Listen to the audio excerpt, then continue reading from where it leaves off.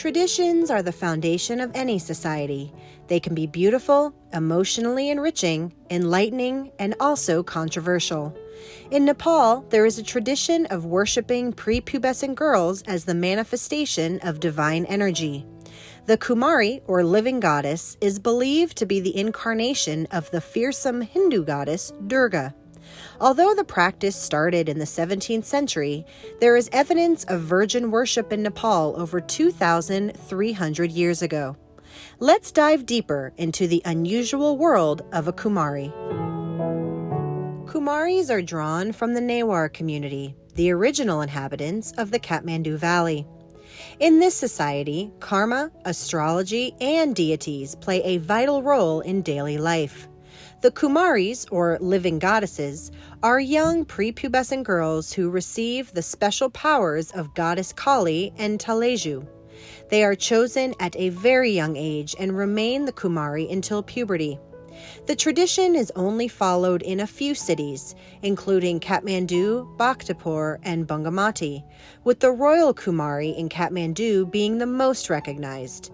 Being a Kumari alters the life of a child completely, as she is raised in a divine status. The selection process to become a Kumari is intense and elaborate. It begins on the 8th day of Dashain, Kalaratri. The first round has 5 senior priests who sit and examine if the girl is free of any flaws.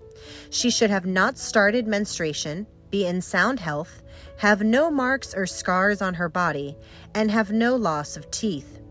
After the examination, she is whisked off to the royal court to be inspected for 32 characteristics of physical perfection, including thighs like a deer, chest like a lion, eyelashes like a cow, and a voice as soft and clear as a duck. Her hair and eyes should be black, and her horoscope should be complementary to the king's. Additionally, the candidates can't be afraid of blood or masked men. Every girl is shown several sacrificed buffalo and masked men dancing on top of the blood. If the girl shows signs of fear, they are deemed not worthy of goddess Taleju's power. The girl that shows courage among the blood and dancing is then selected as the next incarnation of the goddess. It's not easy being a queen. Kumaris can be as young as 3 years old and, once chosen, leave their family and live in the Kumari house. The parents are not allowed to visit their daughter except when the Kumari ventures out during special occasions, on average 13 times per year.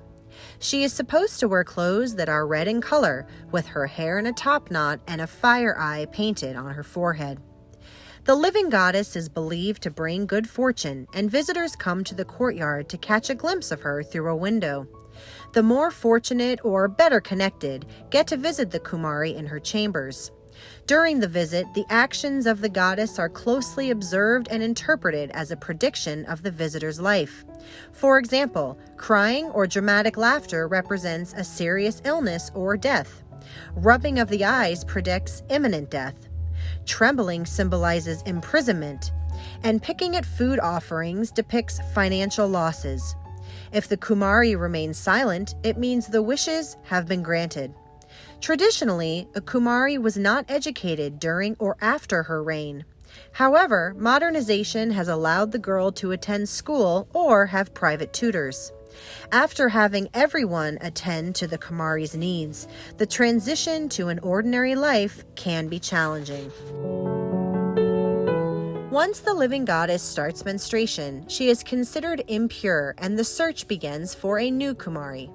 In some cases, the title of Kumari is lost if the girl suffers a cut and loses blood from her body. It is believed that if a Kumari loses blood from her body, she becomes like any other human and loses the power of God bestowed on her. The Kumari tradition is not without controversy. Many believe the strict rules of ritual purity are a way to control a young girl, and dethroning after the first period perpetuates the strong taboo about menstruation. In 2007, a Kumari was removed from her role after visiting the United States to attend a movie screening, as the elders believed it tainted her purity. The decision was reversed after the girl agreed to undergo a cleansing ceremony. Furthermore, the Nepal government does not financially support the girl or her family after being removed from the role.